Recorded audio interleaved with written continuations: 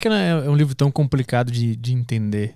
Porque é feito para pessoas. E pessoas são complicadas. Mas é que é muito complicado. Mas... Eu já tentei ler. Às vezes eu leio algumas frasezinhas assim. Se eu soubesse, eu tinha trazido uma Bíblia minha que eu traduzi numa versão um pouco... Traduzi não, mas eu peguei uma versão um pouco mais simplificada para facilitar. Mas, por exemplo, vamos pegar lá. O povo bate muito no Gênesis, Êxodos, Levíticos, o terceiro livro da Bíblia escrito por Moisés há 5.000 anos atrás. E aí fala, não pode usar tecido de duas coisas diferentes. Então você não pode usar, por exemplo, essa camisa aí. Você está em pecado, você tem que ser apedrejado, porque aí tem algodão e poliéster. Você não pode misturar semente. Na roça a gente planta milho e feijão. Entendeu? Você não pode comer camarão. Mulher com fluxo de sangue, menstruada, não pode sair de casa. Não pode sair de casa. Senão tem que ser apedrejada também. Então, assim, tem muitas leis que pra gente não faz sentido. Só que naquela época, Deus estava montando a primeira cidade do planeta. As pessoas viviam em tribos. Depois elas avançaram, começaram lá em Adão e Eva, vivendo em tribos. Depois elas avançaram para viver num sistema patriarcal, onde o pai mandava nos filhos, nas noras, nos netos. Dali evoluiu-se para um sistema de tribos um pouco mais evoluído. As tribos se juntaram. E aí começou a formar pequenos vilarejos, ainda sobre um regime patriarcal, que depois evoluiu para um regime de juízes e depois para um regime de reis. E aí, quando Jesus vem, já tem imperadores, governadores e tudo mais. Só que Deus está montando a primeira cidade. Ele está dizendo para o povo, não tem frigorífico, não tem luz, não tem água encanada, não tem saneamento básico. Você está com um monte de tenda no meio do deserto. Ele vai te dar princípios para que você adoeça menos e morra menos. Então, quais são as carnes mais perigosas até o dia de hoje? Se alguém tem alergia a alguma carne, tem alergia ou a camarão ou a carne de porco. E carne de porco é uma carne perigosa até hoje. Ela é onde se cria as tênias, um verme, que se não tiver muito bem cozido, você desenvolve. Camarão, até hoje, com toda a tecnologia, tem pessoas que incham e quase morrem. Imagina há 5.000 anos atrás, quando não existia polaramine, fenergan, loratadina. Então Deus pega alguns desses princípios e diz, não coma. Não coma. Ele proíbe. Mas por que Deus não fala, por favor, não coma? Então, porque ele está lidando com os seres humanos. O nosso presidente, ou qualquer presidente, ou a Constituição poderia dizer, por favor, não roube. Mas com a ordem, com uma penalidade já acontece. Então, da mesma forma, ele diz para as mulheres, olha, se você estiver menstruada, não sai de casa. Qual era a justificativa? É porque há 5.000 anos não existia roupa íntima. Não tinha OB. Não tinha calcinha. Sim. Não tinha cueca. Não tinha absorvente. Sim. Não tinha água encanada para ela se lavar. Ela tinha que ir no lugar público para poder se lavar ou buscar. Então, não saia de casa, porque senão você vai sair pingando aquele sangue, que é um sangue hemorrágico, podre, porque o seu corpo expeliu. A vida não brotou, o corpo expeliu, né?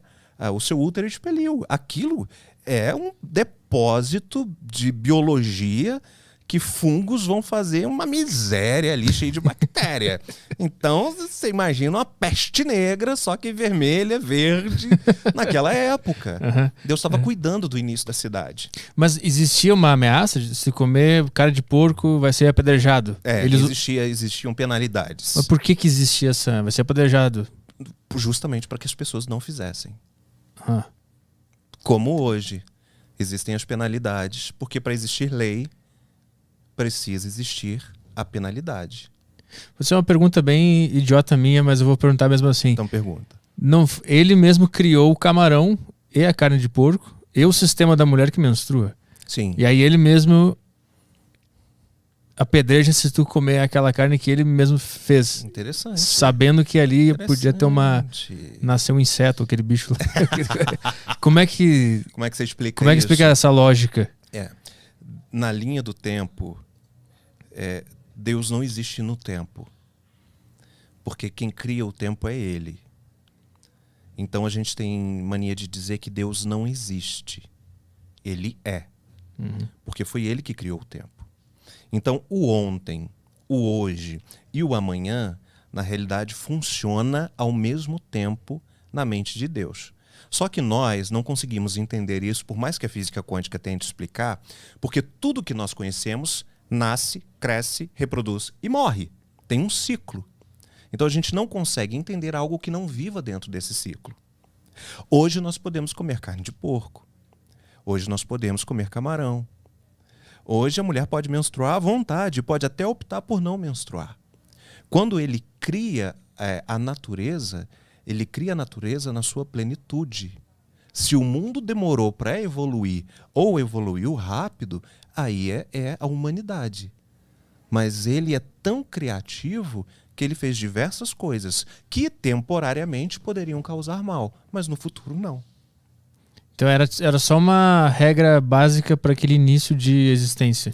Assim como, por exemplo, até Jesus vir, a forma de lidar com o pecado era uma. Quando Jesus veio, a forma de lidar com o pecado era outra.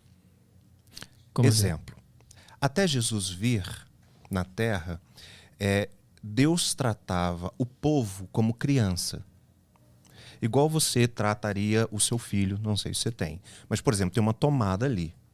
Se seu filho for enfiar o dedo na tomada, ou pegar alguma coisa e enfiar na tomada, o que você vai fazer com ele? Você vai pegar ele, sentar e conversar, filho, olha, ali tem 220 volts, você pode... Ele tem 2 anos de idade. Sim. Você pode sofrer uma sobrecarga, e aí o seu coração, todo o seu sistema vasodilatador, ele vai parar, o seu sistema circulatório, e seu filho vai olhar para você e falar, tomada! Uhum. Então, no Velho Testamento, na antiga aliança, até Jesus vir, Deus estava lidando com o povo, tentando se explicar para o povo e fazer com que o povo evoluísse. Então a forma que ele tinha era a forma que a gente às vezes tem de educar a criança. Botou o dedo na tomada, você dá um tapinha de levinho na pontinha do dedo e fala, ai, ai, ai, dodói, não pode. Então Deus agia assim.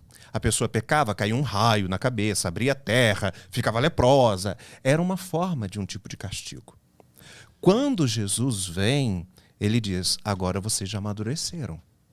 Agora vocês não são mais crianças. Vocês sabem o que é certo e o que é errado. Façam o que bem quiser.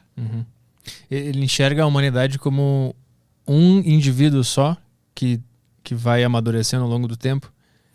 Na realidade, Deus é coletivo e é individual.